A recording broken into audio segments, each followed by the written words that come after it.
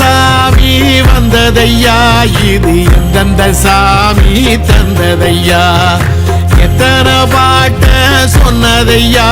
அத சுத்துற பூமி கண்டதையா, அடிச்சு வீசும் காத்துலையும் அந்த தகப்பனாச சுத்துதையா, பிடிச்சு பூக்கும் விதையிலும் ஒரு வம்சத்து கதையே உள்ளதையா,